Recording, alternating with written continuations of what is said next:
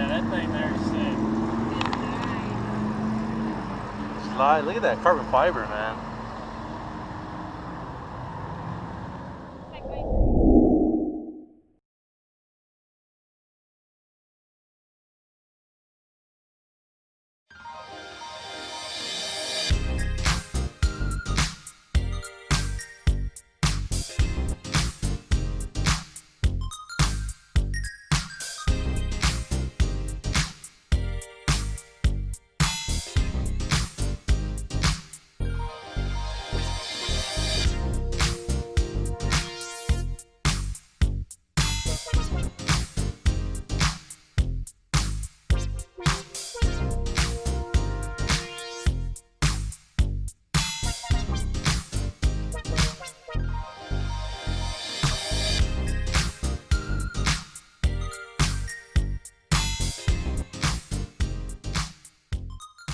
As well.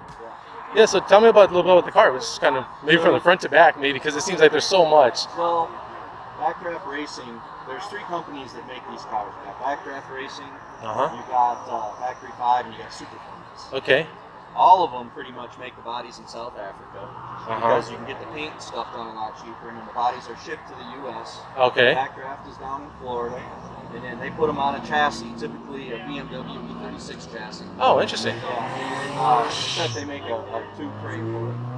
And then you can pick out pretty much what you want as far as the type of shocks, brakes you want, the motor you want. They got different crate selections from either Ford or Roush. And then when you pick out your paint when you order the car, you get pretty much anything you want. I like Backdraft because of the BMW side of it. They handle a little better. I've taken the car to the track back when I first got it in 2011. The car did really well on the track. Really? Which track did you go to? Orlando? Awesome. Okay. The only problem is that when you get over 100 miles an hour, the car starts to get light because you get all that air coming in the front and you really know where for it to go. And so you can feel the front end start to get a little fancy. Okay. I've got a race car version of this. It's got a lot of vents through here and here that allow that air to get out. Okay. But a lot of guys, when they go to the track, they'll go ahead and adjust these, and they'll have. I have seen that. Let that air out. Ah, okay. But other than that, the car handles real well. I was telling him we originally had knockoff hubs that are correct for it, the hill frames. Took those off because I had some issues with the wheel wanting to come off. Oh, really? Swapped the hubs. So we had CCWs made. Nice. And this car used to be black with silver, and I just got it done where we switched to this. This is Ford Racing Red with magnetic gray stripes. Okay. Put a lot of pearl in the stripes so when it's on and pop a little bit. Yeah, it definitely pops. Being at the track, I was breaking a lot of windshields, so I put Lexan for the windshield, which is why I don't have wipers on it, or else it would scratch the yeah, makes windshield. sense. And then there's a guy and I that went into business. These seats are made in Singapore. Okay. Because Singapore has a huge tariff where they like to deter things coming into the country. They like to export and sell. And the guy does amazing carbon fiber work. So we went into business. It's called Try 5 for the seats, where you can get any kind of weave and stuff you want. And it happens to fit well in here because usually this will hit right here with other seats. We have seen that, yeah, where they're more rounded, right? Where they try and fit that profile, but they just tend to hit more. It's tough to fit them in, yeah. I did have, I forget what I had, what kind of seat before. I had an aluminum seat that I could bend over. And then got where tilt the wheel out of the way for fat guys like me to get in and out. We put a sniper kit on it. And then also it's got radar detectors in the front and back. Oh, cool. So that's what that is. And we threw an amp in it so you can listen to music behind the seat. Nice, very nice. The AccuAir has 3 settings on it. It auto learns. This is setting 1 where it's slam.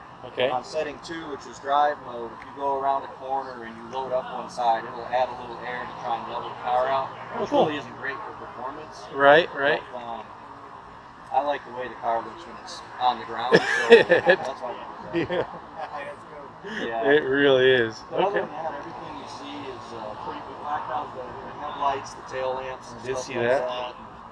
Yeah. It's just a taste, right? Hey, I tell you what, it looks sporty like no other. Yeah. What about the engine?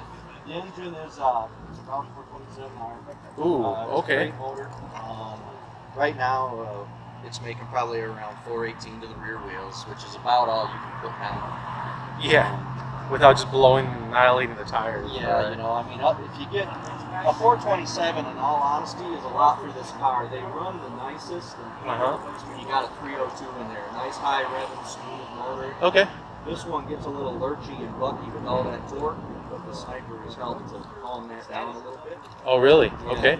Because when it was carbureted, especially when it's cold, I mean, the car's constantly, it's just got so much torque, and it's such a light car. Yeah. What does the car weigh? I think it's 2,400 pounds. Oh my gosh. So that horsepower to weight ratio is just, this thing is really quick then. it is, and it looks like it would be front heavy, but it's not too bad because the motor is pushed pretty far back. Have you had it balanced or anything like that to kind of see where that is? No, I haven't had it on my scales yet. Okay.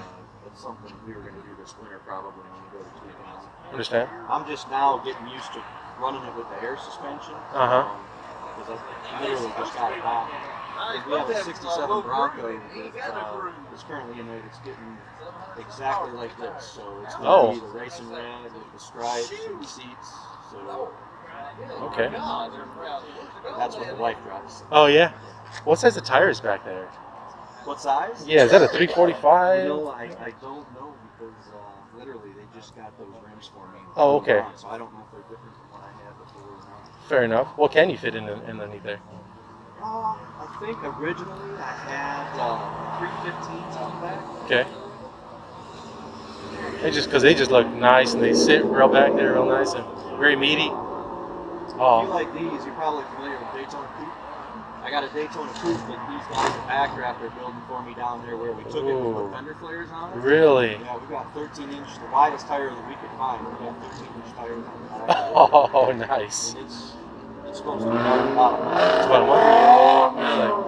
When, you plan on taking that anywhere or doing anything with it? Once we get it back here to Greenville, I'll be just kind of playing around with it. Okay. I'm sure I'll take it to the track and just since that's what it's made for, right? Okay, awesome, man. Hey, well, thank you very much for just telling us about the car, man. This is,